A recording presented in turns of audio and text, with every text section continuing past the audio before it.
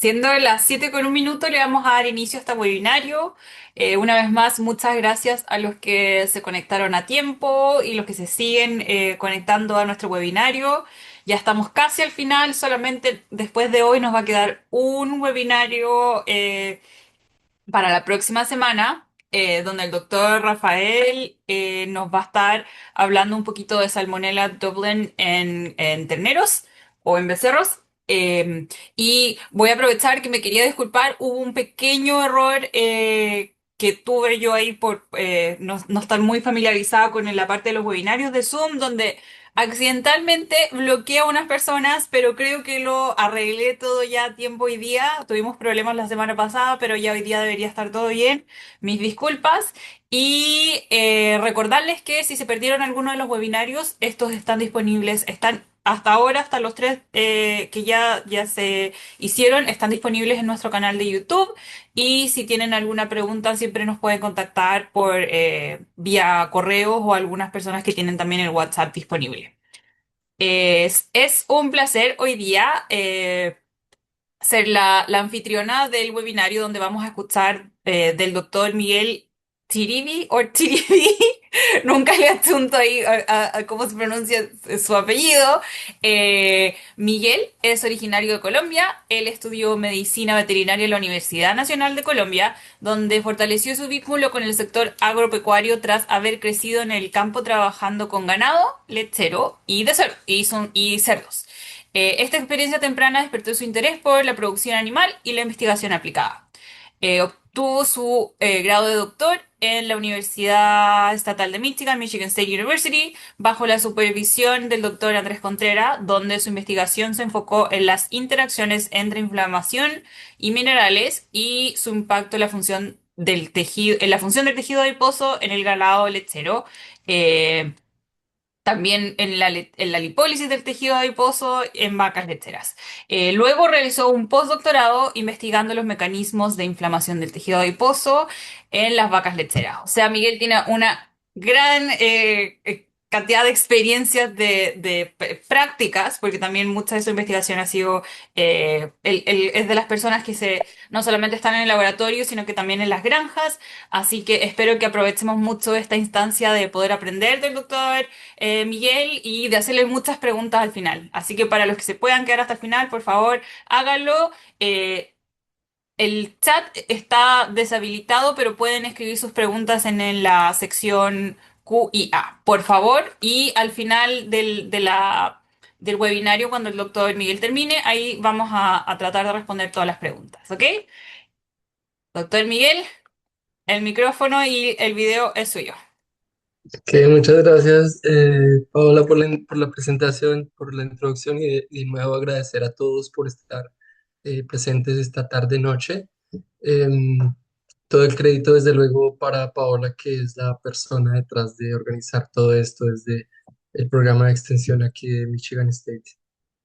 Bueno, el día de hoy, como lo decía Paola, quería hablarles un poco del rol, de la importancia del tejido graso en las vacas. Había planeado acá poner una pequeña encuesta preguntándoles su rol, pero la verdad no me funcionó acá en el Zoom. Esta no sé por qué no me exportó, así que me disculpa por eso, pero simplemente era preguntando si eran estudiantes veterinarios. Quería un poco conocer la audiencia el día de hoy, pero bueno, vamos a ver esa parte.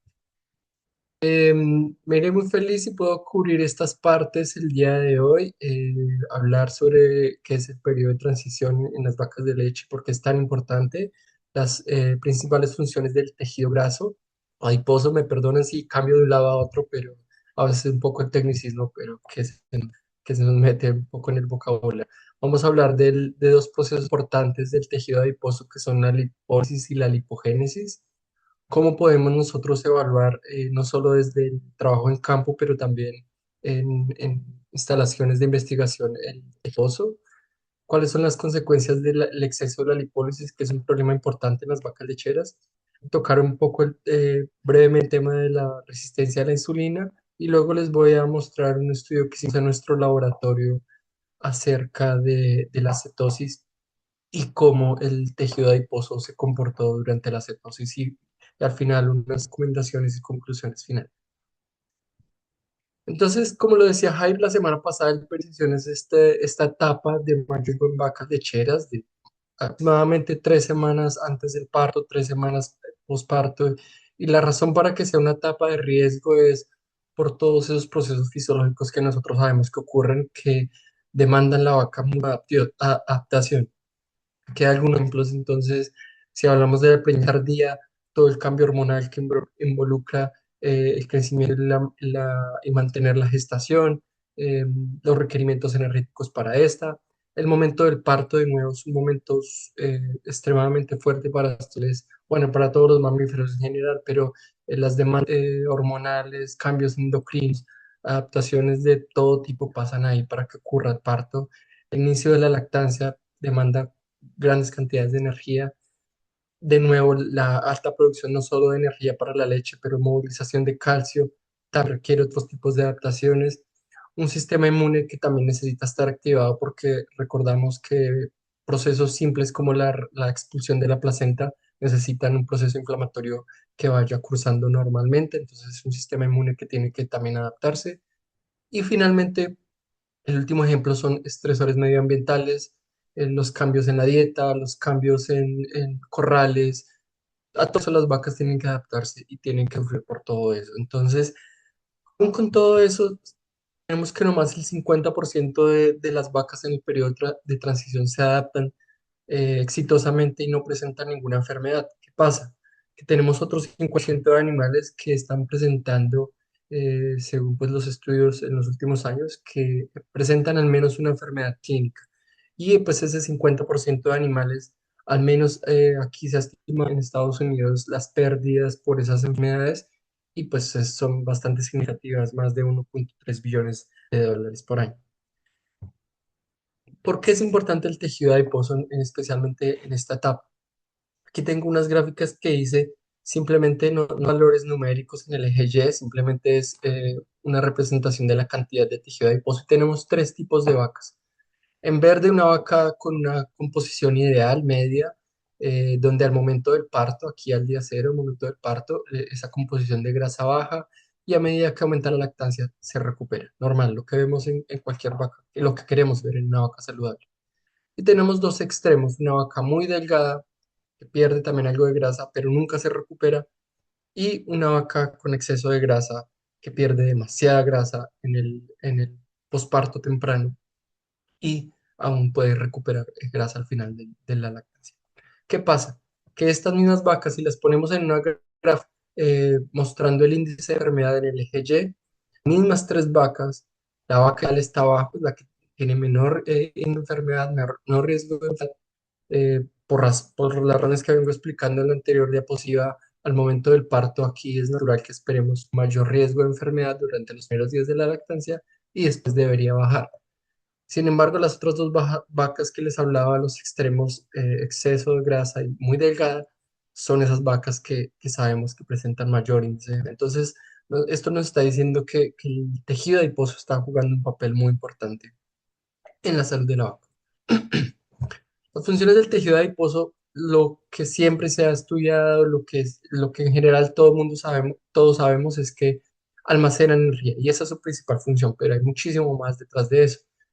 Regulan la sensibilidad a la insulina, no solo local, sino sistémica, transportan lípidos, secretan unas sustancias llamadas adipoquinas que terminan regulando todo el organismo. Y acá hay unos ejemplos. Esta diapositiva, simplemente el mensaje final es decirles que el tejido adiposo participa casi en todos los sistemas. Aquí hay algunos ejemplos en el hígado, también regula la insulina, la producción de glucosa, el metabolismo de los lípidos. En el tracto gastrointestinal, el tejido adiposo incluso puede regular la composición de la microbiota intestinal.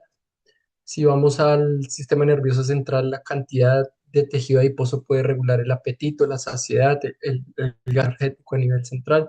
Y desde luego la reducción, todos sabemos que vacas delgadas o vacas con exceso de grasa eh, no entran en la reproducción normalmente. El sistema inmune también ayuda a regular la calidad del sistema, de la respuesta del sistema inmune, todo el proceso inflamatorio de proliferación.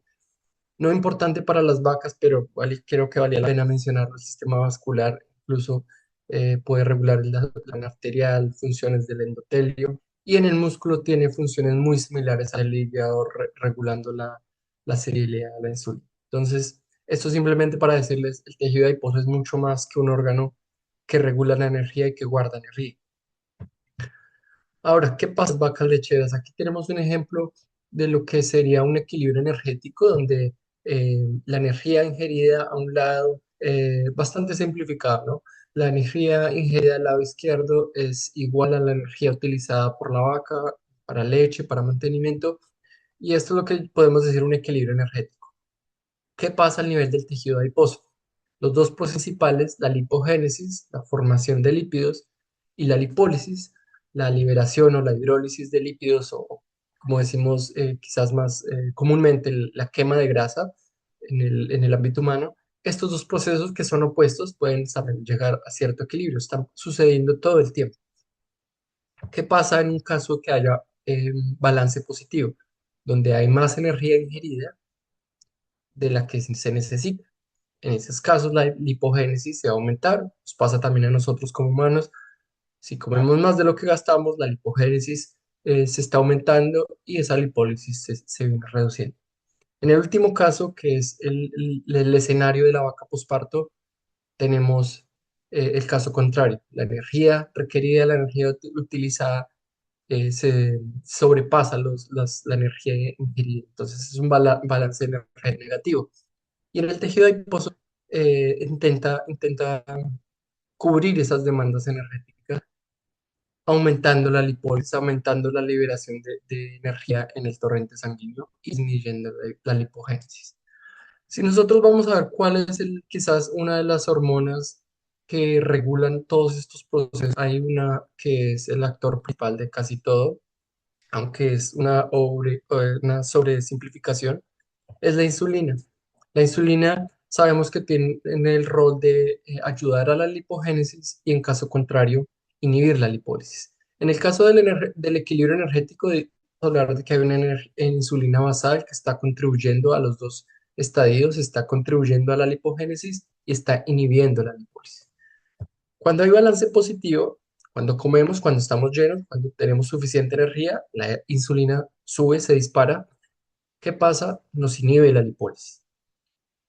Y en el último caso, tenemos que en un balance negativo, esto es lo que pasa normalmente en las vacas posparto, pierden un poco la sensibilidad de la liberación de la insulina para que la lipólisis pueda suceder y ellas puedan tener suficiente energía.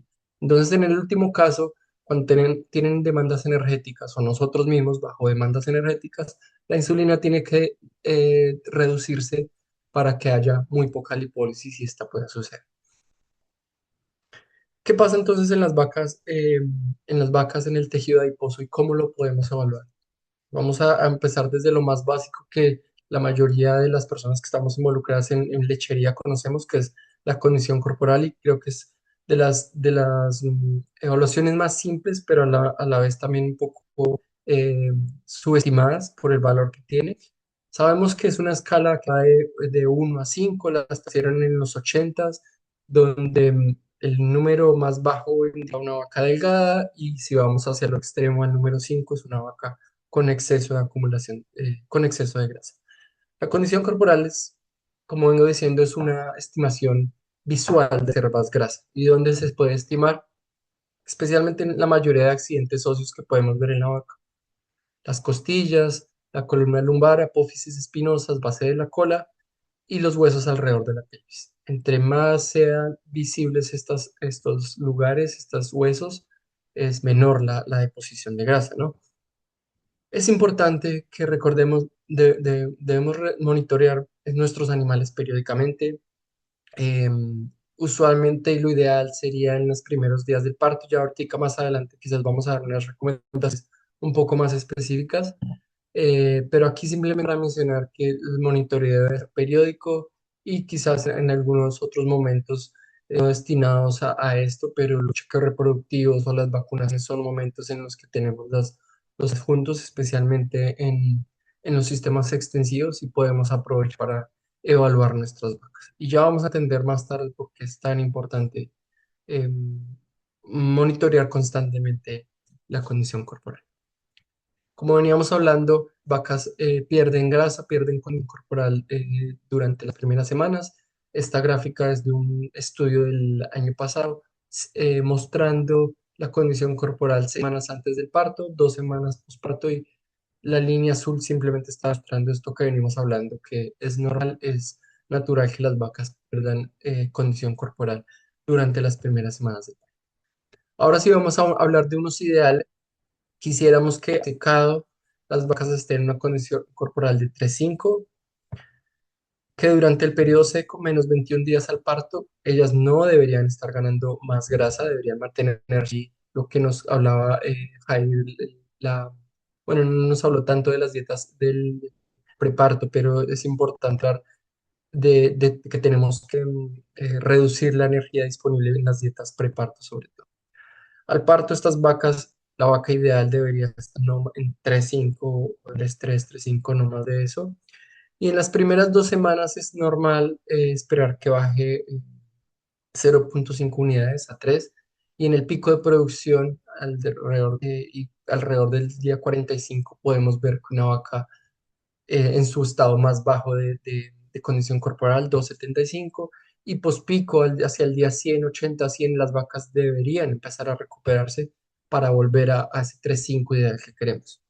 ¿Cuáles son las señales de alerta que ustedes deben tener en sus prácticas profesionales para los que son veterinarios o trabajadores de campo? Es una pérdida de más de 0,5 en el primer mes, debería ser una alerta. Esto más o menos se traduce a perder 10% del peso en el primer mes. Esto es una señal de alerta de decir que algo está pasando, algo debemos hacer, algo deberíamos intervenir. Y la recuperación de la que hablábamos alrededor del día 100, si no está pasando, si no sucede esta recuperación de las reservas corporales de grasa, también es una señal de alerta donde debemos entrar a evaluar qué está pasando, si es nuestra dieta o si es algo más allá.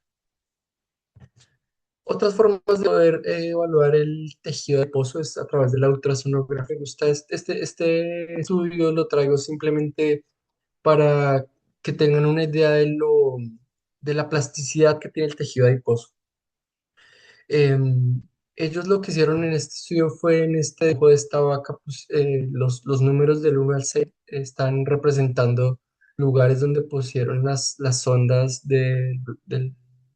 para la ultrasonografía, y a través de ellas pusieron modelos matemáticos.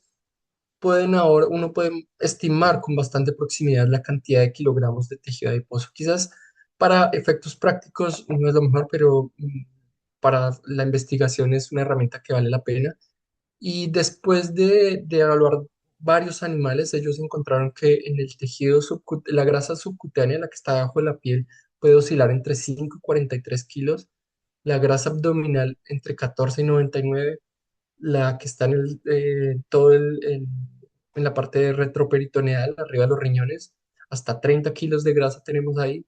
La que está alrededor del lomo puede llegar a ser cerca de 40 kilos, y el resto de grasa que se encuentra entre el mesenterio de todas las demás vías puede llegar a estar entre 5 y 36 kilos. El mensaje acá es darnos cuenta que las vacas, cuando pierden peso en las primeras semanas del parto, están realmente perdiéndolo la mayoría de veces de la grasa y del músculo, y para que vean la plasticidad que tiene, la capacidad de ganar peso el tejido adiposo.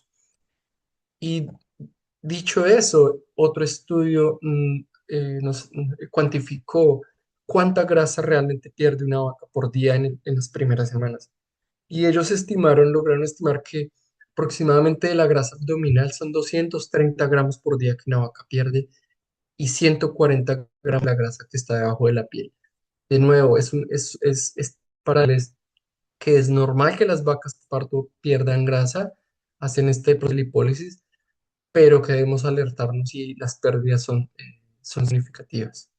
Esta gráfica es de nuevo representando estos kilogramos de tejido subcutáneo que se iban perdiendo, o cómo iba reduciéndose el tejido subcutáneo durante las primeras 2 semanas postparto.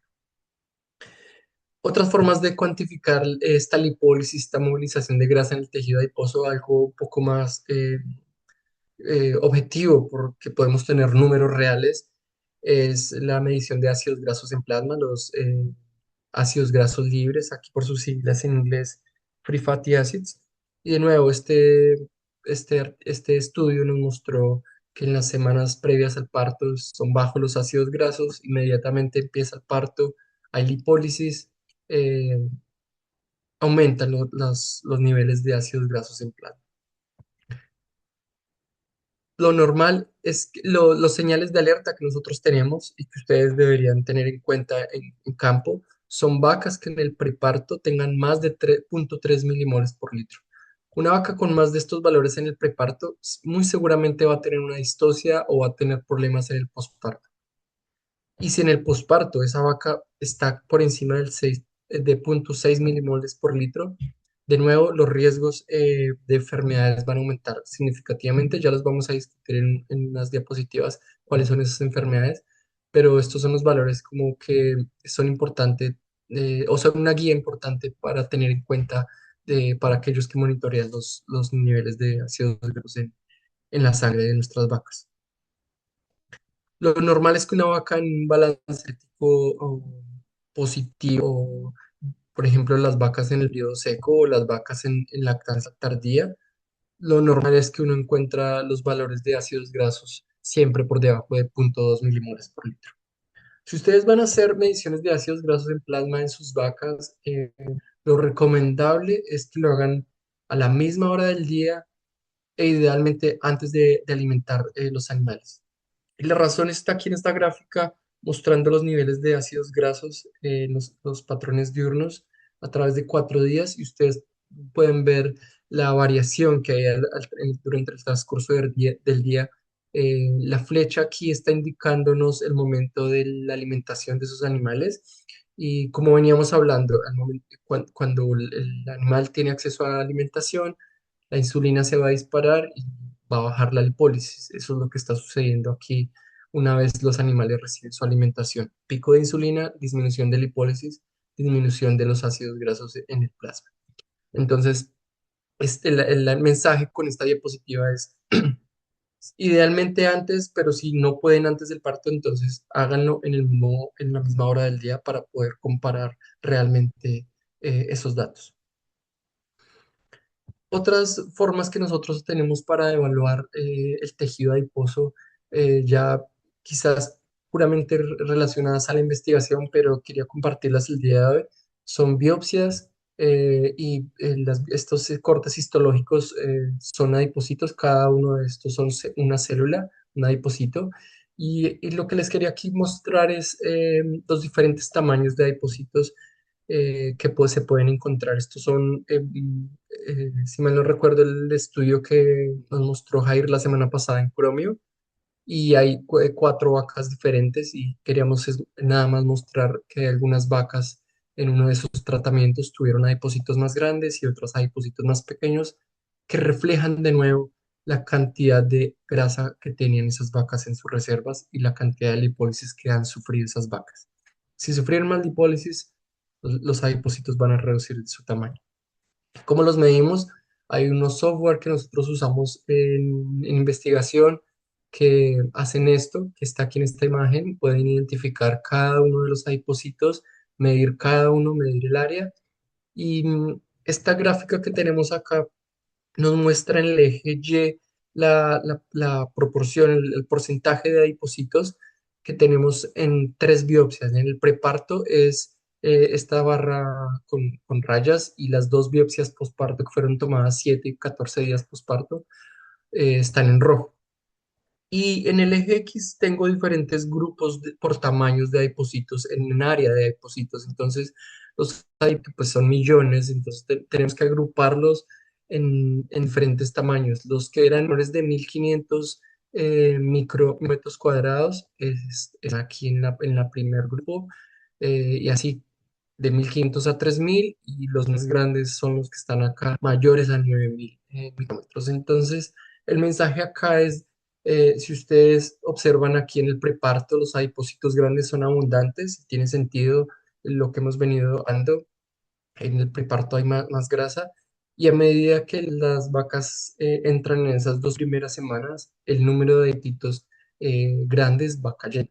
Ahora, si nos vamos al otro extremo, al extremo de los adipocitos pequeños, pasa totalmente lo opuesto. En el preparto tenemos muy pocos adipocitos, pues, porque esas vacas tienen reservas, y a medida que aumentan las 2 primeras semanas por posparto, el tamaño de la cantidad de adipocitos pequeños se aumenta debido a esta lipólisis.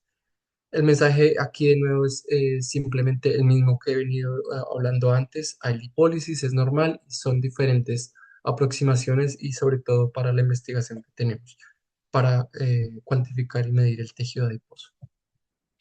Este paper es del laboratorio de aquí del doctor Contreras, donde hicieron esto que vengo hablando en expositiva, en medir los adipocitos en el periodo seco, dry. Fresh period hace referencia a una biopsia tomada en el día 7 y lactation hace referencia a una tomada al día 30. Entonces, vemos la primera gráfica, es el diámetro del adipocito, acá hay el diámetro del adipocito, esto es un poco redundante con lo que vengo diciendo. La gráfica B es el volumen del adipocito medido en picolitros, de nuevo vemos que va cayendo, y la última gráfica, la D, nos muestra el número de adipocitos en millones por cada gramo de tejido adiposo. Entonces, el mismo concepto. Si en el periodo seco los adipocitos están muy grandes, tengo menor número de adipocitos en un gramo de tejido adiposo. Mientras que en la lactancia, como los adipocitos se volvieron pequeños, hay muchísimos, hay casi 2 millones de adipocitos en el mismo gramo de tejido adiposo. Y ya otras opciones un poco más relacionadas a la parte molecular, genes, proteínas, simplemente traje el ejemplo porque se relaciona a lo que vengo hablando ahora de la lipólisis.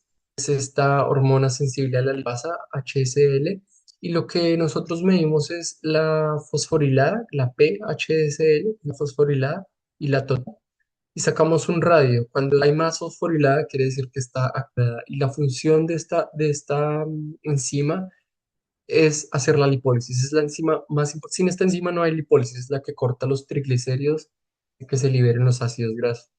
Y de nuevo aquí vemos G1 y G2 son biopsias preparto. Debí haber puesto la referencia para aquellos que lo vean después. Pero bueno, G2 son biopsias tomadas en el preparto y por eso hay menos lipólisis, menos de la enzima lipasa. Y en el posparto, esto fue 14 días posparto, se aumenta la lipólisis. De nuevo, esto con el mensaje a través de estas diapositivas es casi el mismo, solo que he mostrado con diferentes herramientas. Ahora que si hablamos de las consecuencias de lipólisis que yo les venía hablando, de esos puntos de corte eh, de los, eh, eh, de los ácidos grasos por encima de 0,3 en el preparto y por encima de 0,6 en el posparto, estos son los valores de riesgo para las enfermedades. Tenemos que las vacas pueden tener 2,5 veces más riesgo de distocia, 3,5 veces más riesgo de cetosis. Cojeras son, ustedes saben que las vacas que más pierden grasa y las vacas más delgadas, que casi siempre vemos cojas. El desplazamiento a más alta también aumentaría el riesgo de esta condición. Y la hipocalcemia, ustedes tienen animales por debajo de 2,5 en corporal o por debajo o por encima, sobrecondicionadas por encima de 3,5, sabemos que de nuevo hay más riesgo de hipocalcemia. Para finalizar esta parte de cuáles son las consecuencias, algo que nos compete a todos, independientemente si son del área de nutrición o del área de la lactancia, como pavo de la leche, pero sin vacas preñas no hay nada. Y en el eje X estamos viendo la condición corporal y en el eje Y la proporción de vacas que entran en celo. Entonces, de nuevo, esas vacas que están en una condición ideal entre 3, 3,5 son esas vacas que realmente muestran el celo y los dos extremos, vacas delgadas, vacas sobrecondicionadas, no están en celo. Entonces, les voy a hablar un poco toda esta introducción de lo que es la lipólisis en la vaca posparto y por qué el exceso de lipólisis es negativo, la pregunta que viene es, bueno, ¿por qué? ¿Por qué hay unos animales que presentan excesivo de lipólisis y otros no? Y aquí viene a jugar el factor que les venía hablando en las primeras diapositivas, que es esa hormona muy importante que es la insulina. Como les decía anteriormente, la insulina debería bloquear la lipólisis, debería inhibirla en condiciones normales. Sin embargo, algunas vacas, las que presentan resistencia a la insulina, esta insulina ni siquiera es capaz de hacer sobre el tejido adiposo. Por eso quise poner esta X de aquí afuera, simplemente simbolizando que la insulina puede estar presente, incluso puede estar incluso en condiciones elevadas la insulina, y esto es lo que pasa en las personas incluso con obesidad, con resistencia a la insulina. La insulina está circulando, pero no hay efecto sobre el tejido adiposo, no se reduce la lipólisis. Y eso también le pasa a las vacas. Ahora, que si queremos saber por qué las vacas resistencia a la insulina, nosotros hicimos un review en el 2024. Yo sé que esta gráfica tiene bastante información, pero si me permiten, voy a mostrar unas cosas que creo que vale la pena resaltar el día de hoy. Esto es la representación de un adipocito. Esta parte de arriba sería la membrana. Estos son diferentes receptores. Aquí está el receptor de insulina, un receptor de LPS, un receptor beta adrenérgico, por cierto, haciendo lipólisis acá. Aquí hay algunas organelas, adentro vemos el núcleo en la parte interna, el retículo endoplasmático, la mitocondria está acá y la gota lipídica almacenando todos los lípidos que necesitamos está acá. El mensaje principal es que las vacas pueden tener inflamación, acá el número uno, me gustaría llamar la atención acá, inflamación, y de la inflamación se derivan muchísimas cosas. La primera es que hay estrés del retículo endoplasmático. No vamos a entrar en detalles, pero el estrés del retículo endoplasmático puede mecanísticamente aumentar la lipólisis. Vamos, factor uno inflamación, factor 2 estrés del retículo endoplasmático, y nos vamos al factor 3 lipólisis. ¿Qué más hace la inflamación? Factor número 4 estrés oxidativo. El estrés oxidativo es cuando la cantidad de especies reactivas de oxígeno se sobrepone a la capacidad antioxidante del cuerpo. Entonces, si tenemos más oxidantes que antioxidantes, las células entran en este estrés oxidativo y hay daño celular. El estrés oxidativo puede dañar o afectar la función de la mitocondria. Si la mitocondria no funciona bien, el factor número 5, no hay suficiente ATP para la célula, no hay suficiente, el metabolismo de todos estos lípidos no es efectivo y no funciona el adipocito correctamente. Entonces, estos 5 factores que les acabo de mencionar, ahora si los llevo a este extremo de la función de la insulina, aquí está el factor número uno, inflamación, el 2 estrés del retículo endoplasmático, el 3 la lipólisis, el 4 el estrés oxidativo y el 5 la disfunción mitocondrial. Cualquiera de esos, uno o el otro, no tienen que ser todos, afectan la función de la insulina, el receptor de la insulina, en la capacidad de la insulina para actuar y llevan a este proceso de resistencia a la insulina y que sucedan todos estos mecanismos de excesiva liberación de lipólisis y no resta la insulina de lo que vamos a hablar. Hasta aquí más o menos como que cerramos toda esta parte de la lipólisis y ahora quisiera pasar a presentar un estudio clínico que pues se relaciona a la resistencia a la insulina y el exceso de lipólisis. Fue sobre cetosis clínico. La cetosis, por definición, digámoslo, es esa condición donde tenemos elevada concentración en sangre de cuerpos cetónicos y sabemos que los cuerpos cetónicos son tres principalmente. Está la acetona, el acetoacetato y el beta-hidroxibutirato. Disculpen por algunos, no me quedaron, no leí la traducción, unos sí, otros no. Entonces, ustedes ya habrán notado eso. Lo importante es que de estos tres cuerpos cetónicos, el más abundante es el beta-hidroxibutirato, el BHB, y es normal, natural, que estos se aumenten en la lactancia temprana porque son producidos a través de los ácidos grasos. Los ácidos grasos son precursores de los cuerpos cetónicos. Entonces es natural que se aumenten en la lactancia temprana.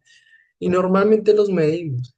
Hay un test simples con estas bandas que cambian de color, que uno hace orina vaca o toma una muestra de orina y ellas miden la cantidad de acetoacetato y directamente reflejan el BHB, se guardan las proporciones y a medida que cambia de color la cinta podemos saber que en estos tonos más oscuros tenemos altos cuerpos cetónicos, entonces hablamos de cetonuria, liberación de cuerpos cetónicos en la orina, por ende tendríamos cetonemia o hipercetonemia, altos cuerpos cetónicos en sangre.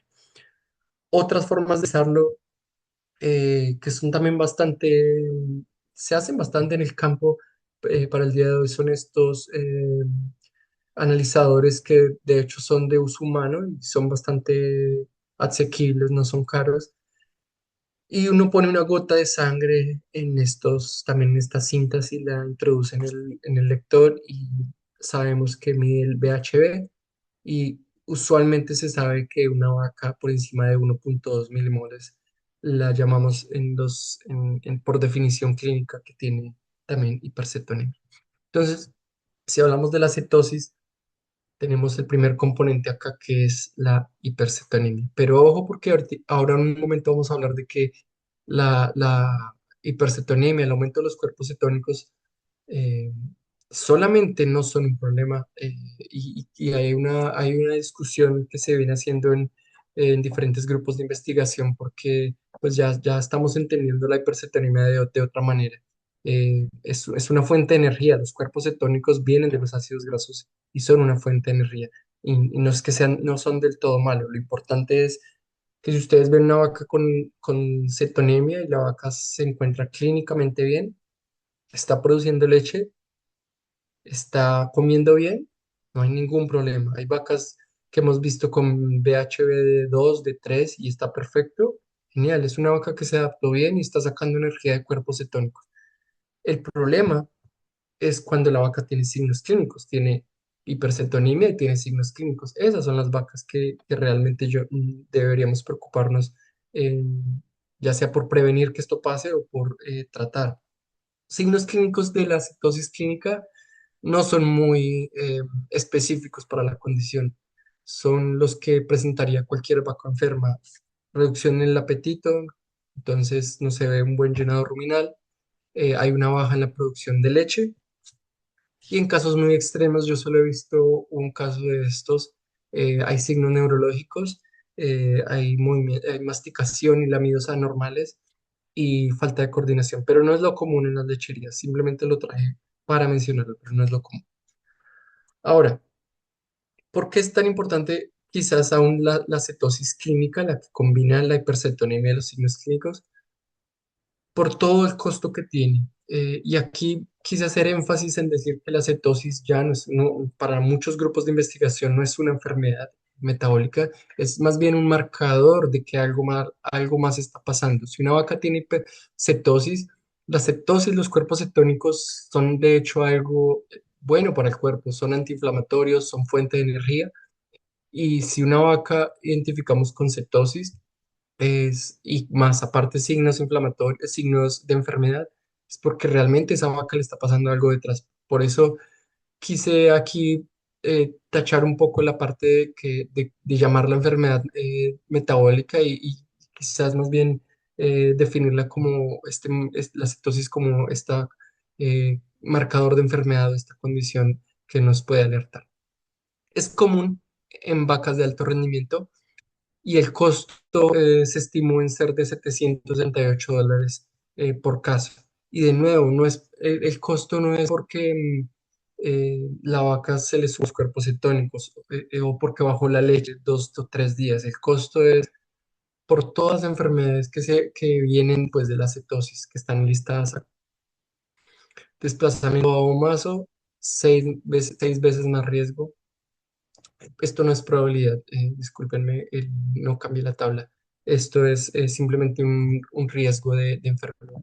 Metritis aumenta el riesgo de metritis, aumenta el riesgo de mastitis, de laminitis. y 3 veces más riesgo de ser removidas del hato. Entonces, de nuevo, si la vaca tiene hipercetonemia, no es un problema, pero si tiene cetosis clínica con signos, muy seguro va a tener una enfermedad más tarde.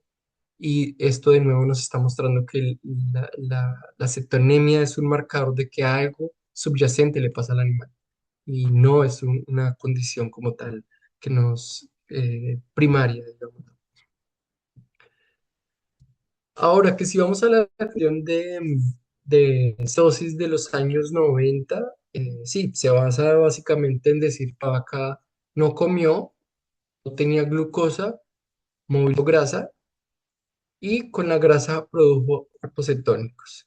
Esa era digamos que la definición o el mecanismo de enfermedad de la cetosis en los años 90.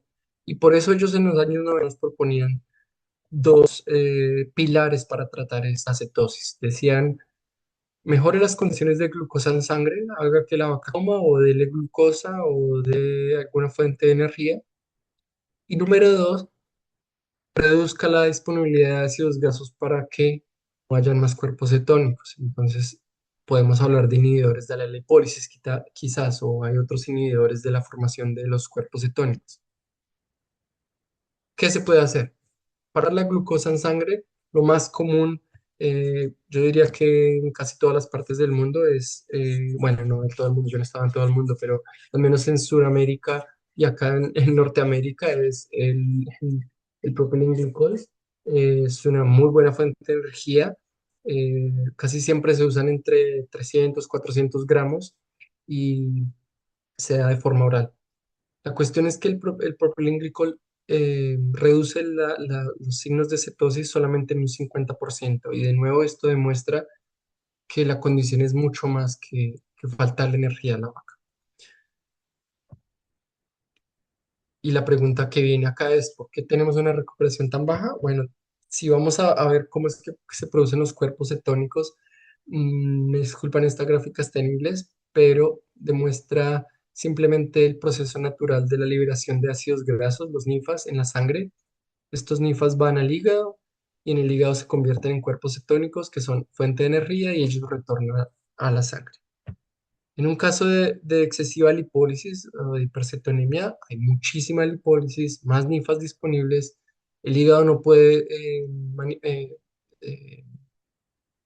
metabolizar todos los lípidos y termina produciendo más cuerpos cetónicos que vuelven a sangre.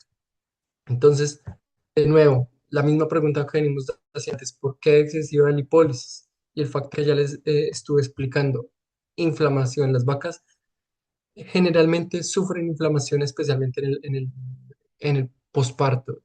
Y con esta diapositiva, el mensaje que quiero decirles es, la inflamación no es malo, no es mala, es necesaria y es fisiológica, ¿no? De hecho, durante el secado hay un pico de inflamación para toda la parte, digamos, yo no soy un experto en ubre, pero no sé si es el término correcto, pero toda esta parte de la involución de la glándula mamaria y recuperación de la glándula mamaria después de la lactancia, hay un proceso inflamatorio. Si nosotros hacemos un cambio de dieta, un cambio de corral, cualquier estrés, hay una leve inflamación y hace parte de la adaptación y es necesaria. En el parto, inflamación y es necesario.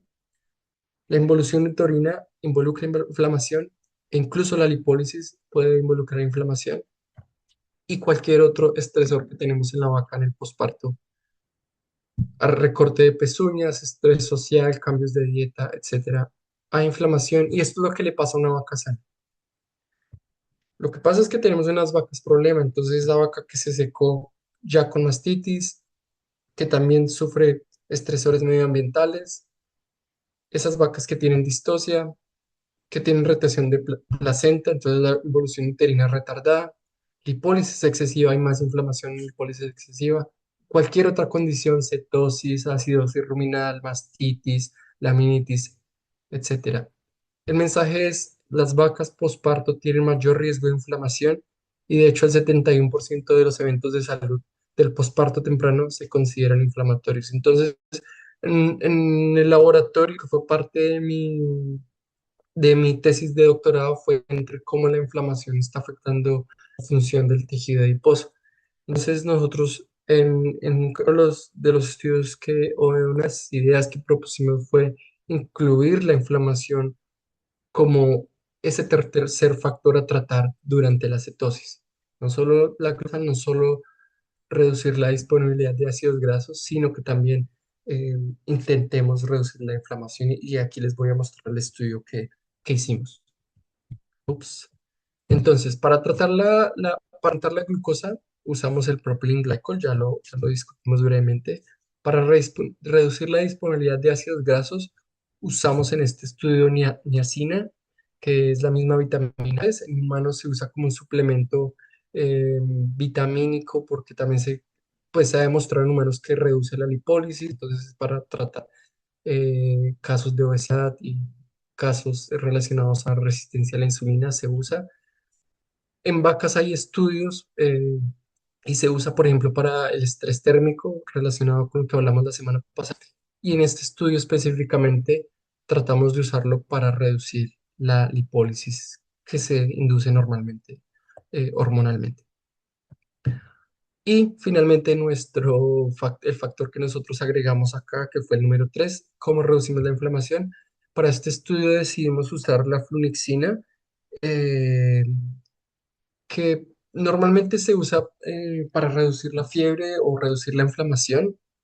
Y en este caso específico dijimos que si la inflamación es ese factor afectando la excesiva lipólisis debido a la resistencia a la insulina, deberíamos ser capaces de reducir la excesiva lipólisis si es la inflamación, si está la inflamación involucrada. Entonces, el estudio que hicimos fue acá en una granja comercial en el estado de Michigan. Mm, Tomamos 72 vacas que presentaban signos clínicos de cetosis, tenían reducción en el consumo, reducción en la producción de leche, tenían letargia, o sea, realmente estaban enfermas y además tenían hipercetonemia, tenían valores de BHB más de 1.2. Esos fueron nuestros parámetros de inclusión. Estas 72 vacas las dimos en tres grupos, entonces al primer grupo le administramos el tratamiento, digamos, de control, el tratamiento rutina de todo mundo, que es el propilenglicol. Usamos la dosis convencional que se usa acá en Michigan, que son 310 gramos por día, 5 días. Al grupo número 2 quisimos cubrir el pilar 2, entonces le dimos Proline Glycol y le dimos niacin 24 gramos por día durante 3 días. Y la niacina es un suplemento que viene en polvo y lo encapsulamos en unas cápsulas, valga la redundancia, de gelatina y lo administramos también vía oral.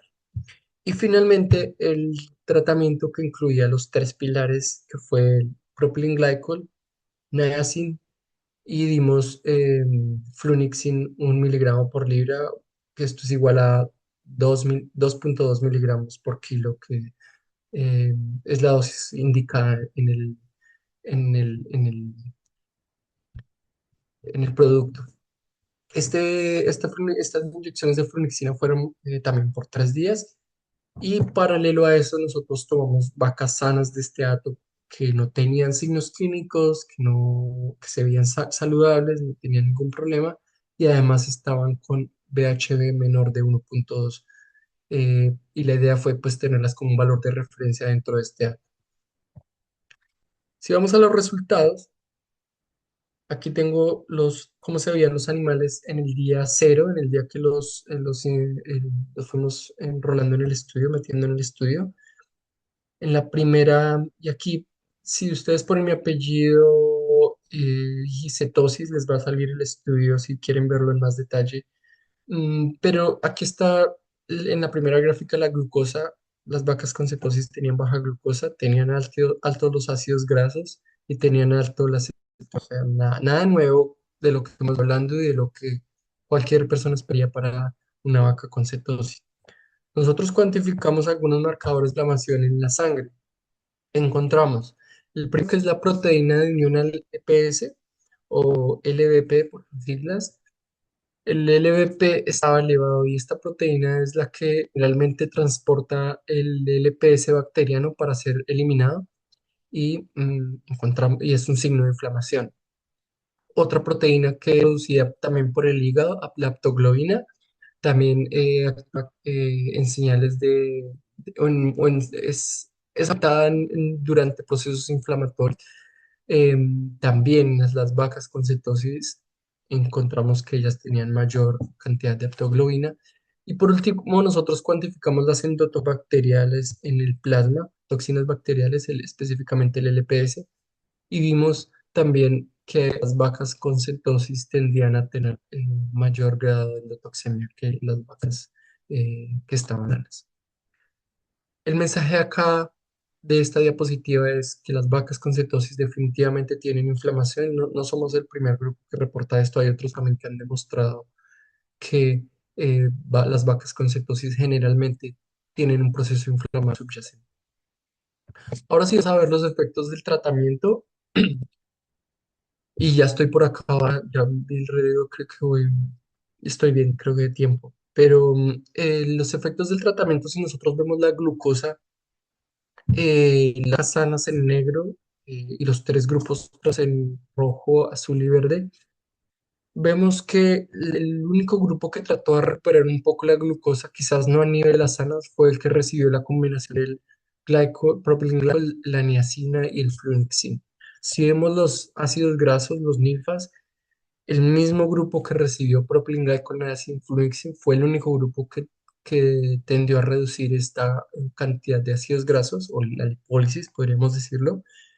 Y finalmente, cuando cuantificamos las cetonas en estos animales, nuevo, el mismo grupo, eh, digamos que soportando los datos de la glucosa y los ácidos grasos, de nuevo, los cuerpos cetónicos estaban disminuidos en el grupo que recibió el flunixin comparado con los PHP, comparado, perdón, con los otros dos grupos, propylene glycol y propylene glycol niacin.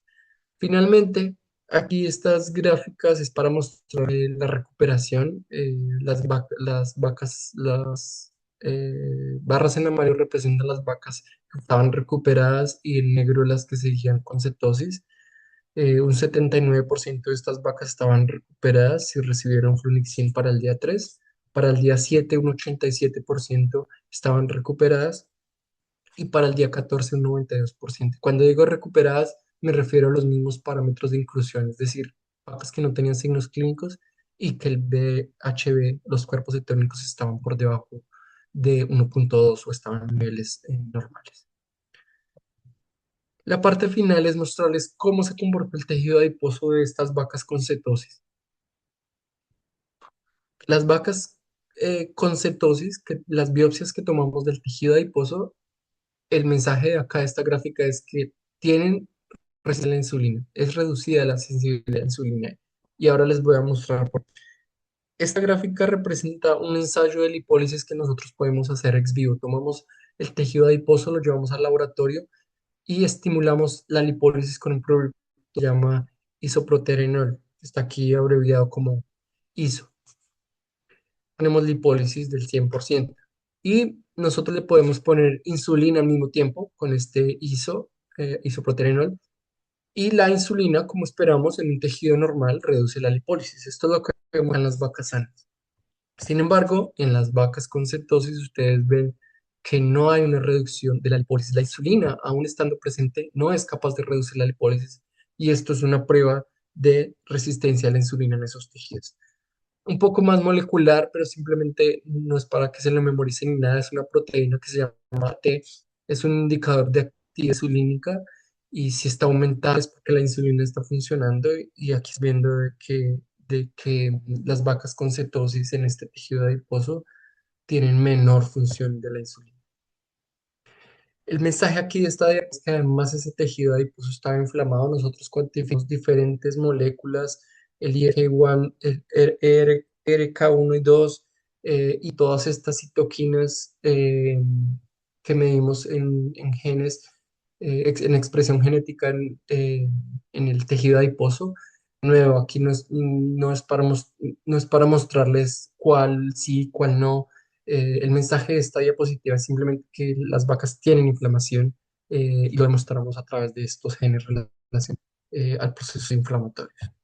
Igualmente, nosotros cuantificamos también o hicimos una admisión de histológica de estas biopsias para un anticuerpo que se llama CD172, marca los macrófagos. Y aquí se pueden ver algunos. En la parte derecha son las vacas con cirrosis y en la parte izquierda las vacas. Me disculpan que no las marqué. Y si nosotros cuantificamos esa señal del marcador, de nuevo estamos confirmando que esas vacas tenían inflamación en el tejido adiposo. Ya la parte final, esta sí es la última diapositiva, es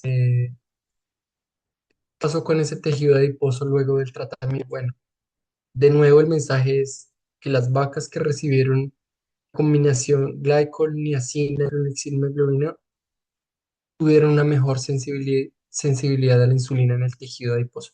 Y ustedes ya están familiarizados con esta gráfica de la lipólisis ex vivo, donde les decía que la ISO está presente para inducir lipólisis y la insulina debería reducirla.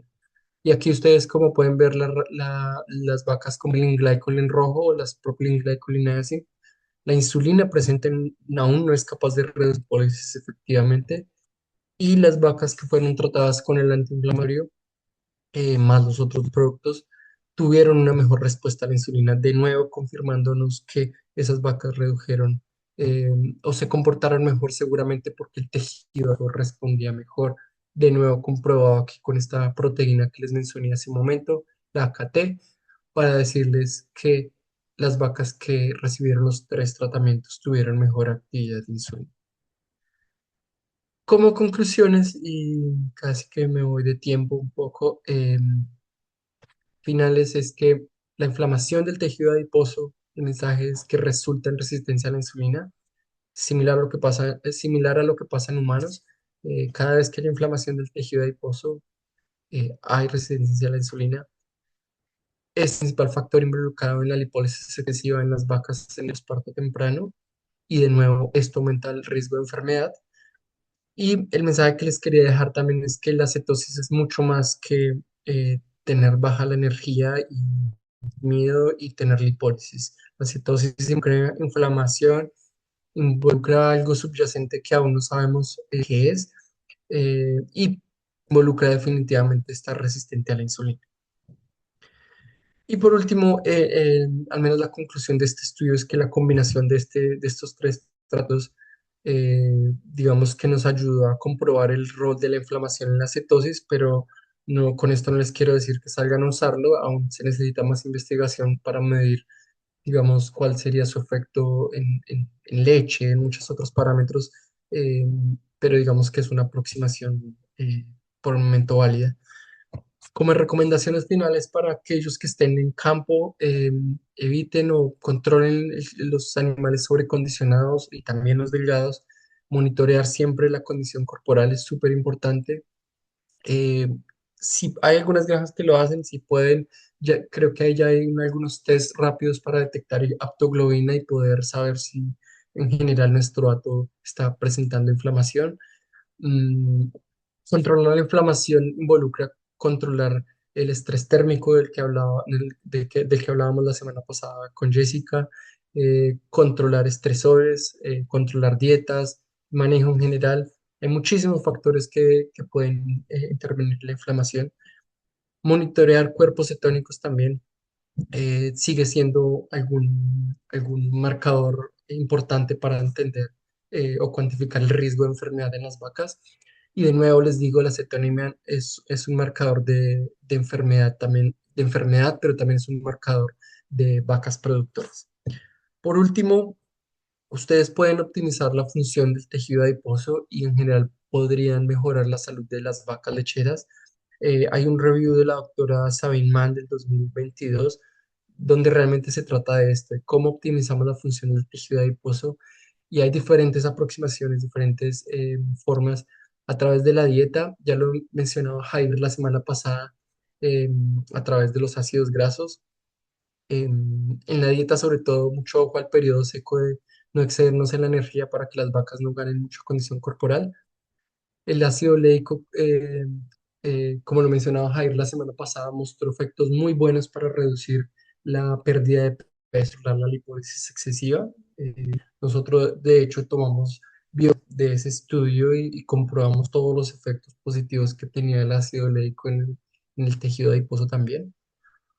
A nivel de manejo, ya lo venía mencionando, el estrés térmico, em, la condición corporal al secado y la prevención de enfermedades también ayuda a optimizar la función del adiposo. Optimizar siempre el consumo va a hacer menos lipólisis, entonces todas las formas que nosotros podemos mejorar el humo es, de nuevo, si hay estrés calórico, las vacas no comen, si hay mucha densidad en el corral o si no hay suficiente acceso a comida, ya son vacas que están en lipólisis porque no tienen acceso suficiente a la comida, por competición o por tiempo, por la razón que sea, las vacas no tienen acceso al alimento. Y hay diferentes suplementos que se han probado en- a nivel digamos, de investigación, la niacina, como venía mencionando, y el cromo, como lo mencionó Jair de nuevo la semana pasada, y nosotros también tomamos biopsias de esas vacas tratadas con cromo. También vimos que el cromo mejora insulina, la sensibilidad a la insulina en el tejido adiposo. Entonces, son dos opciones, el ácido oleico y el cromo, que demostramos que mejoran la función del tejido adiposo. Eh, y pues además lo que decía, mejora la producción de leche. Con eso ahora sí finalizo. Perdón si me excedí en el tiempo. Si por favor nos pueden ayudar aquí con la encuesta con el código QR. No sé si hayan puesto preguntas en el chat o si quieren eh, desbloquear el audio, levantan la mano, ¿verdad? Hola, si Sí. escucho bien. Muchísimas gracias, doctor Miguel. Estuvo muy, muy buena la presentación. Y sí, ahora tenemos el tiempo para las preguntas como lo hemos hecho antes. Ya tenemos bastantes en la sección Question and Answer, pero también si desean hacer su pregunta en vivo, pueden levantar la mano y así le podemos dar permiso para que hablen y puedan hacer su pregunta. Les reiteramos, por favor, que si pueden tomarse el tiempo para completar nuestra encuesta, es súper cortita, pero es muy útil para nosotros. Y incluso si es que ya la han contestado los miércoles anteriores, esta es información que nosotros sí tenemos que reportar cuando la recolectamos y también nos ayuda a saber qué podemos hacer, qué tipo de material podemos presentar o qué tipo de actividades podemos hacer en el futuro. Así que por favor, completen la encuesta. Y ya con esos anuncios nos vamos a las preguntas, doctor Miguel. ¿Preparado? ¿Listo? Sí, acá Eh, estaba. Las lees, por favor. Estaba tratando de encontrarlas. Dale. eh, la primera pregunta dice, ¿qué dosis de propilenglicol y niacina? Y creo que también preguntan, ¿y qué vía? Ah, ok, sí, de pronto si lo preguntó antes, lo mencioné quizás muy brevemente, pero el propilenglicol siempre se usan entre 300 y 400 gramos, que esto vienen siendo en mililitros, eh, eh, 400, 500 mililitros de propilenglicol, dependiendo de la concentración que traiga, viral. Lo normal que es, lo más común son 5 días. Y la niacina, digamos que esto fue un estudio donde lo dimos nada más por 3 días en estas sulas de gelatina vía oral, pero la niacina hay personas que la están usando en las dietas de manera preventiva. No sé la dosis, no sabría decir la diaria, me parece que la ajustan como a 6 gramos por vaca por día, algo así. Pero ya un nutricionista va a decir exactamente cómo ajusta la dieta y la pueden suplementar desde el inicial parto, por ejemplo. Ok, muchas gracias.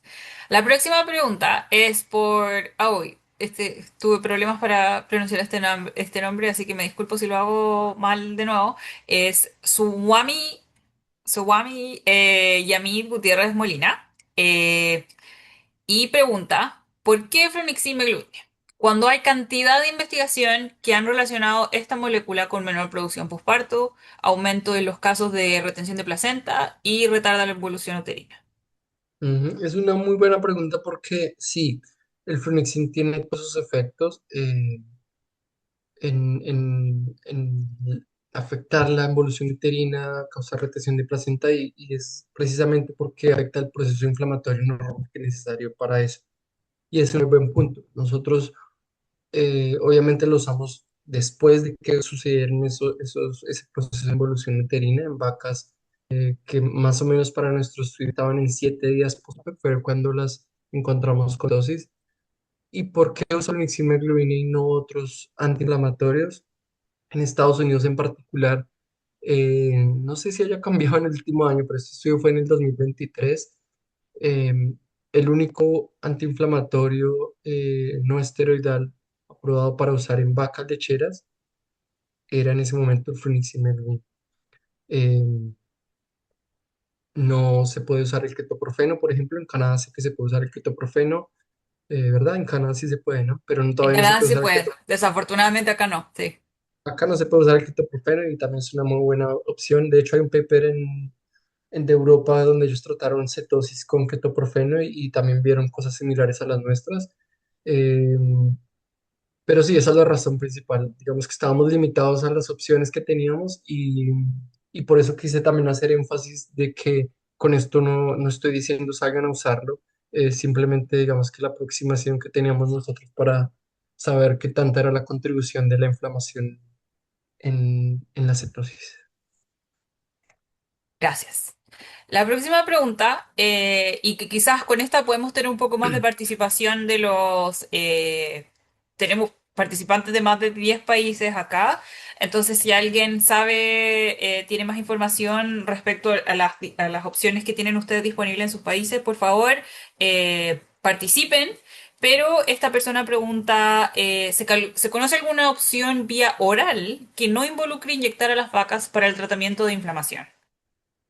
Sí, sé que la aspirina, y creo que en esto Paula me puede ayudar mejor, qué tanto es el uso de la aspirina. Hasta un momento era bastante usada aquí en las lecherías y es de uso oral. Eh, Sí, desafortunadamente ahora la aspirina ya no se puede ocupar porque es hubo, luego de que tuvimos los brotes de influenza aviar altamente patogénica, eh, se dio como que la Administración de Drogas y Alimentación, la FDA, se percató de que estaban haciendo un mal uso de la aspirina y Ujú. realmente eh, las dosis que corresponden al peso de las vacas son altísimas, entonces estaban como subdosificando y al final era como que no se lograba y tampoco, también no se estaban respetando bien los tiempos de resguardo. Entonces, ahora ya no se puede ocupar la aspirina en vacas de leche. Si mal no recuerdo, en ternero sí se puede ocupar, pero en vacas de leche no la podemos ocupar. Al menos en Correcto. Estados Unidos. Entonces, ahora es donde queremos participación de otras personas. Eh, Y quería agregar ahí brevemente a opciones. No conozco otra menos inflamatoria. Realmente si alguien sabe de otra. no, eh, acá la regulación también tenemos disponibles el Fluneximab Gluvine, que es purón, sí, claro. pero ese también tiene muchas restricciones. Entonces, creo que para cetosis sería como un uso. Uy. Extra label, Extra label, pero que no me puedo acordar cómo se dice, que acá solamente se pueden hacer cuando los veterinarios indican eso. Entonces la verdad es que en cuanto a AINES, estamos súper restringidos acá en vacas lecheras. Hay un poquito más de opciones para los terneros, pero en vacas lecheras muy, muy restringido. Eh, bueno, mientras ahí vemos que quizás, creo que hay personas que están escribiendo un poquito, vamos con la otra pregunta. Dice, ¿qué pasa con las investigaciones que hablan de ketosis y su relación con la reducción en la fertilidad de las vacas? ¿Sabe su efecto?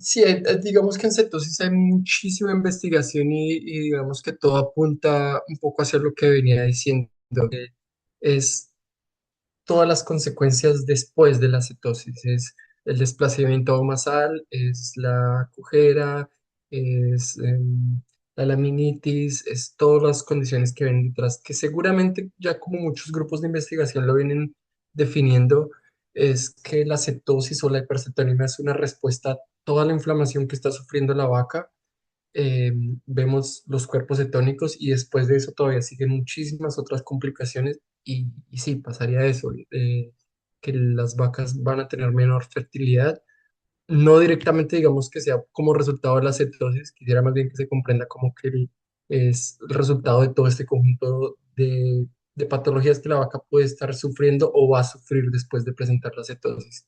Em, que todas apuntan a que sean de carácter inflamatorio. Digamos que hay mucha investigación diciendo que la inflamación también puede provenir del intestino delgado o del rumen debido a dietas donde hay traslocación bacteriana a la sangre.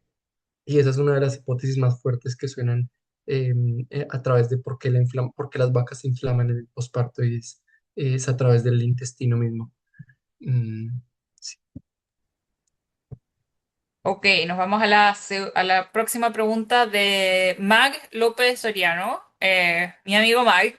Él pregunta, excelente presentación, dice primero, en términos prácticos, ¿qué es más detrimental para la producción lechera? ¿Vacas con condición corporal con baja o vacas con alta condición corporal? Yo creo que no es difícil decir cuál es peor que la otra, porque si lo pensamos en un caso, la vaca de baja condición no preña, la vaca de baja condición casi siempre resulta con laminitis, con cojera. eh, Baja producción sí, digamos que no tiene otros problemas metabólicos, pero es una vaca que seguramente termina siendo removida del hato del rebaño por ser mala productora o por cojera o por todo este tipo de cosas. Y el otro, pues bueno, creo que sobra decir todo lo que venimos hablando de la vaca condicionada, más riesgo de resistencia a la insulina, todo el tema relacionado a la lipólisis, a la inflamación y también tiene una cantidad de problemas metabólicos. Quizás a la que está sobrecondicionada le puede uno gastar más plata porque se enferma de desplazamiento basal o de diferentes condiciones que uno tiene que realmente tratar, pero las dos terminan siendo negativas. Yo no sé si hay algún estudio comparando económicamente una y la otra, pero no sabría decir. Sí, yo creo que tampoco me suena haber visto algún.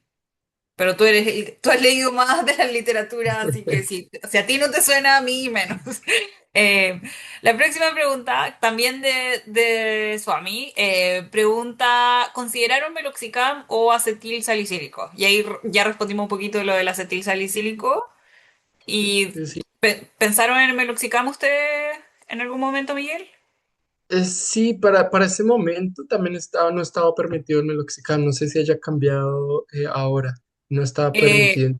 es, por lo que- es, se usa mucho en ternero para acompañar el descorne, pero también es un uso de extra label, entonces tiene que ser va de la mano del apoyo del médico veterinario, cosa que lo hace difícil en la práctica de las lecherías.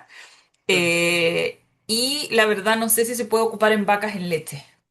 Esa parte no la sé. Jamás he visto un protocolo o he estado en una lechería que lo ocupa comúnmente en vacas adultas. Siempre es en ternero.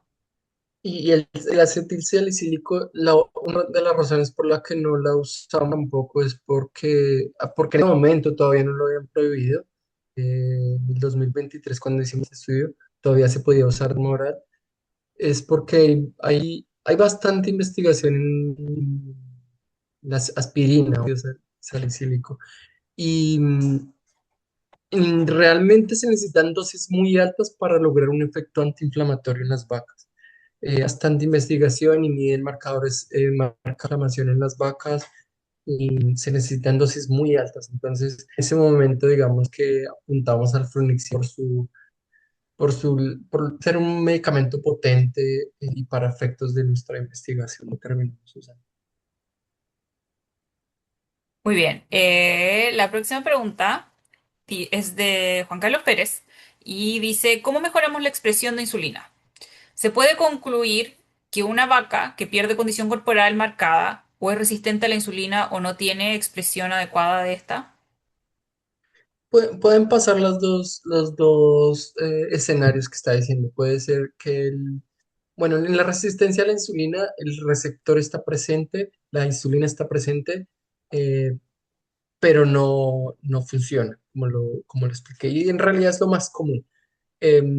Dice, ¿cómo mejoramos la expresión o cómo mejoramos la función? Quizás quería decir, es básicamente con todas esas recomendaciones que pusimos al final, evitar que las vacas lleguen a sobrecondición, controlar todos sus efectos medioambientales como el estrés térmico, garantizar que las vacas coman todo el tiempo, los suplementos que mencionamos, el ácido oleico, el cromo, ese tipo de suplementos realmente mejoran muchísimo la función del tejido adiposo y a la final mejoran esa función de la insulina. Perfecto. Eh, Acá tenemos un aporte de Swami, que es colombiano, igual que tú, Miguel. Dice, en Colombia usamos dextrosa al 50% intravenosa, catosal B12 y un antiinflamatorio tipo ketoprofeno o fluniximab.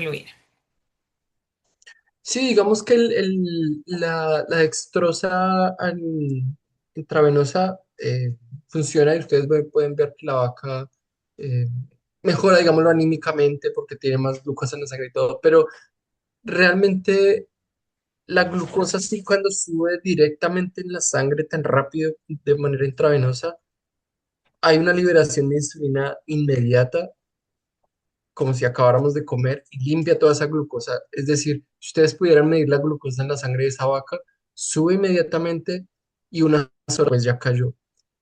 La diferencia además de que la practicidad de coger la vaca, inyectarla vía intravenosa, puede requerir más tiempo y todo.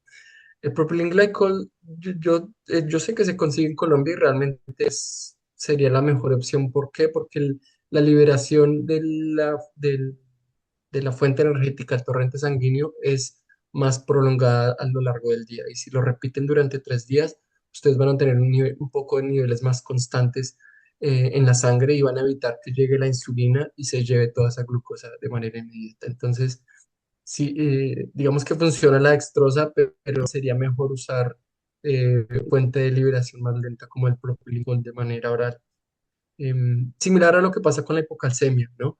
Que en un momento usábamos el calcio intravenoso para tratar las vacas caídas y pasa a similar, ¿no? El calcio funciona, pero bloquea todas las señales de calcio del cuerpo y la vaca deja de movilizar calcio porque piensa que tiene altísimo el calcio. Mientras que si damos una suplementación oral a las vacas, esta liberación de calcio es más lenta, más despacio y va a evitar que haya una señalización negativa en la homeostasis del calcio. Perdón que me cambié, pero quería hacer esa similitud ahí. ¿Cuál es el Sí, efecto no. de la dextrosa en la sangre? Y el ketoprofeno y flunixin, yo también he escuchado de personas que lo usan médicamente aquí, incluso en algunas granjas, y ellos dicen que funciona bien. Me parece que tiene mucho, o sea, no solo nuestra investigación, sino de muchos grupos que han investigado la cetosis que sabemos de que las vacas tienen inflamación y si uno le puede ayudar a la vaca con un antiinflamatorio como el ketoprofeno, pues yo no estaría en contra Si de lo tienen usarlo. disponible en sus países, qué suerte. Eh, También respondiendo la pregunta que hicimos que ocupan en otros países, Miguel Pazán nos dice, buenas noches, yo uso suero glucosado medio litro intravenoso, igual también que Suami. También tenemos Ernesto Calfuy que dice, en Chile ocupo dexametasona como antiinflamatorio, pero lo usaba por su efecto gluconeogénico. ¿Qué más? Perdón. Otro comentario tenemos por acá. Eh, Vamos a seguir con las preguntas. Creo que serán todos los comentarios que teníamos. La próxima pregunta dice, ¿el tejido adiposo del estudio fue obtenido de capas superficiales? ¿Hicieron una fenotipificación de macrófagos presentes en el tejido? Sí, sí, la respuesta es sí para las dos. El tejido, la biopsia la tomamos de la parte de subcutáneo debajo de la piel en el flanco derecho de las vacas, una incisión de 5 centímetros y el tejido adiposo que se encuentra inmediatamente debajo de la piel. Y sí hicimos una fenotipicación de los macrófagos. De nuevo, si googlean mi apellido o el del doctor Contreras en y cetosis, pueden encontrar toda la descripción, pero para resumirlo, encontramos mayor abundancia de macrófagos inflamatorios, los tipo uno y menor de los antiinflamatorios, es decir, los tipo 2. Y cuantificamos otros tipos, sí, cuantificamos macrófagos, ahora que lo pienso, pues, tipo uno, tipo 2 y otros tipos de macrófagos que en este momento se me va el nombre. Pero bueno, sí, hicimos una fenotipicación de estos macrófagos en el tejido adiposo. Muy bien. Voy a poner, mientras Miguel responde la próxima pregunta, voy a poner, voy a compartir el link de una búsqueda de Google donde puedan ahí encontrar las publicaciones. Estas son del JTS, ¿cierto, Miguel, o no? Ya. Súper. Próxima pregunta tenemos, ¿cuándo tenemos problemas de consumo de alimento en el periodo preparto? Como por ejemplo por estrés calórico, cuando disminuye el consumo de materia seca y las vacas pierden peso, ¿debería tener necesariamente inflamación o se está provocando por problemas de manejo? Siempre que pierden peso, ¿hay ketosis? Mm, a ver, la leo otra vez con eso. Si las vacas pierden peso, casi siempre hay inflamación. La lipólisis de por sí, lo mencioné brevemente, la lipólisis de por sí es un proceso inflamatorio. Los mismos ácidos grasos en sangre, así como son una fuente de energía, pueden señalizar células inmunes, pueden señalizar el mismo tejido adiposo y pueden señalizar en otros órganos como el hígado y pueden activar la inflamación. De nuevo, que cuando la lipólisis es controlada, la inflamación se resuelve y no pasa nada. Cuando la lipólisis es excesiva, en este caso que nos está diciendo en la pregunta, la persona anónima, iba a decir el nombre, pero no tiene nombre. Si pierden mucho peso, más del que deberían perder, seguramente están teniendo inflamación. Seguramente por la misma, incluso por la misma lipólisis. Y la segunda parte de la pregunta es, em, bueno, también incluía preguntando si es por la inflamación, por la lipólisis o por el manejo. Entonces, de nuevo, como que involucra todo, ¿no? Ya involucraría evaluar cuál es el factor más importante que estaría generando que sus vacas pierdan mucho peso. Si es dieta, si es acceso a la dieta, si es calor, porque cualquiera de esos puede ser, ¿no? Y la última parte era si siempre que pierden peso hay cetosis. Eh, no, porque, o sea, no hay cetosis siempre que pierden peso. Pueden usar energía y incluso las vacas productoras, encontramos vacas con la cetosis, con los cuerpos cetónicos y pueden estar bien, sin inflamación, pierden algo de peso, pero es controlado, si no muestran signos clínicos. Entonces, no hay siempre cetosis siempre que pierden peso. Em, Perfecto. Mag, que trabaja en producción de cerdos, nos dice, muchas gracias, colega. El uso de antiinflamatorios es muy restringido en la industria pecuaria en Estados Unidos porque se tiene que usar fuera de etiqueta. Eso era el extra label. Fuera de etiqueta, para todos que no nos acordábamos del nombre. Gracias, Mag. Juan Carlos Pérez nos pregunta, ¿podría darnos referencias respecto a las pruebas de aptoglobina y AKT? ¿Son test Uy, comerciales?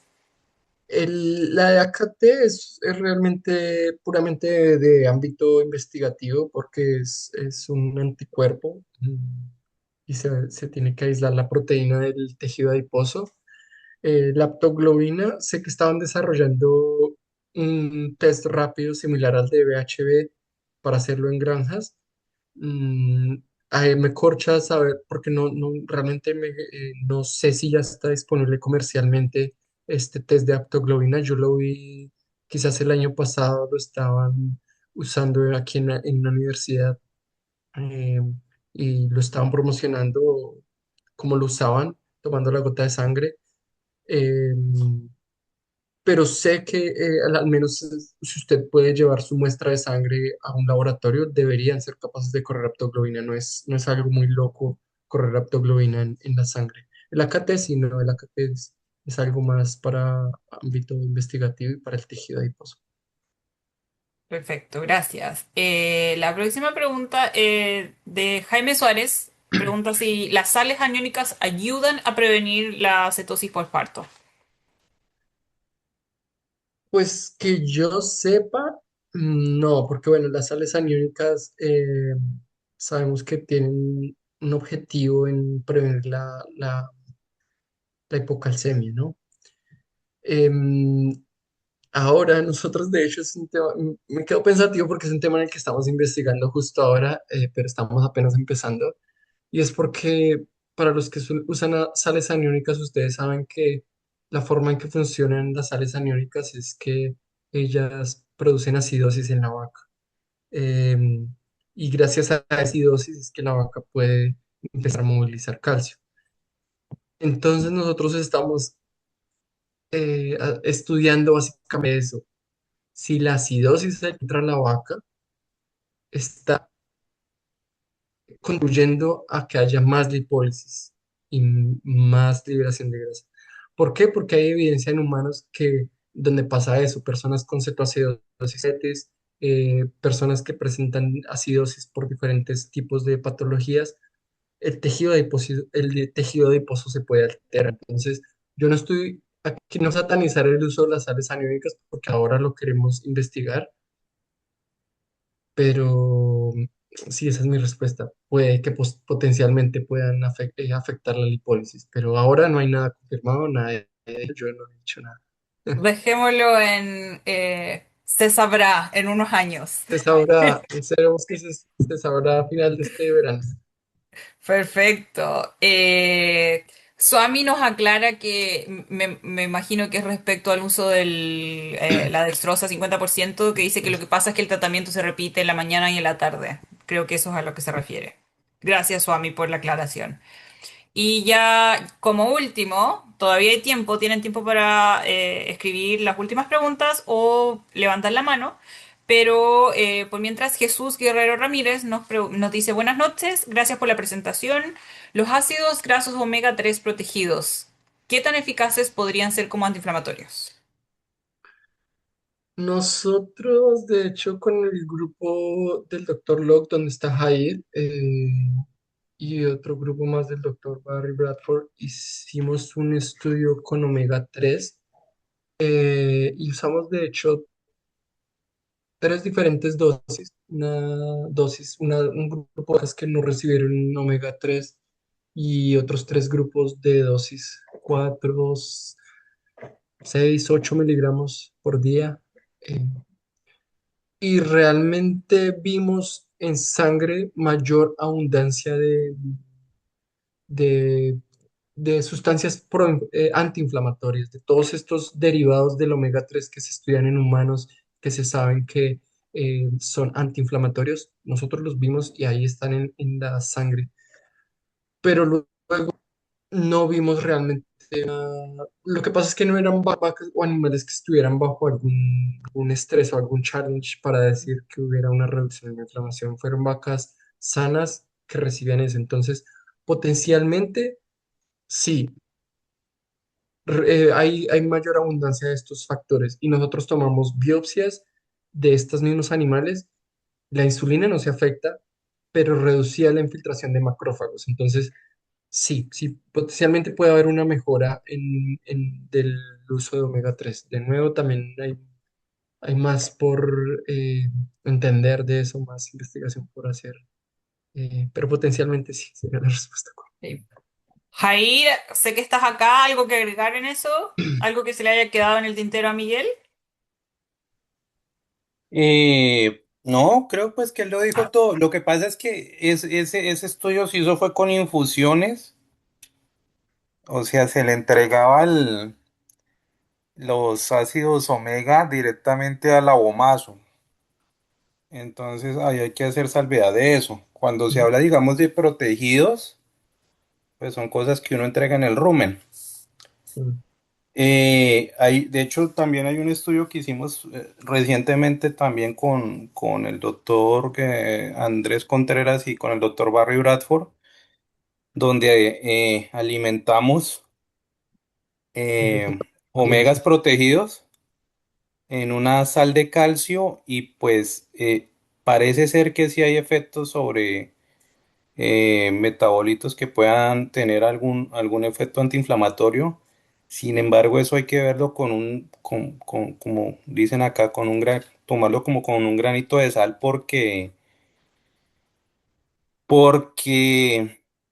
eh, digamos que esos productos no están completamente protegidos, ¿sí? Entonces, si llega a haber una liberación en el rumen de Y esos bueno, ácidos creo que grasos omega, pueden complicar un poco la fermentación ruminal y comprometer producción. la producción de leche, que eso fue lo que se observó en vivo, que hubo una baja en la producción de leche. Sin embargo, pues para el bienestar y la salud del animal sí hay beneficios, pero pues sin embargo sí tiene que estar uno muy, muy, muy pendiente de la protección y que de la protección sea adecuada, ¿no? Porque pues todo lo que sea insaturado en cuanto a ácidos grasos va a molestar mucho el rumen. Perfecto, gracias Jair. Muchas gracias por ahí los datos extra que nos diste. Bueno, si no veo más preguntas y nadie levantando la mano, les agradezco a todos por quedarse hasta el final, media hora más. Creo que esto ha sido la tónica de todo nuestro webinario. Nos quedamos mínimo como media hora más, pasado las 8, al menos en nuestra hora. Pero les agradezco mucho su participación, las preguntas, la información que compartieron de cómo enfrentan la inflamación ustedes en sus países.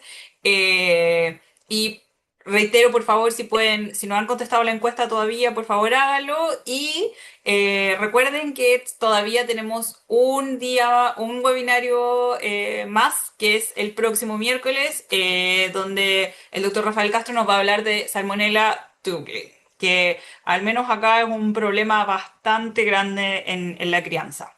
¿Ya? Así que espero verlos acá el próximo miércoles y recuerden que también que este webinario quedó grabado por si necesitan revisar alguna información.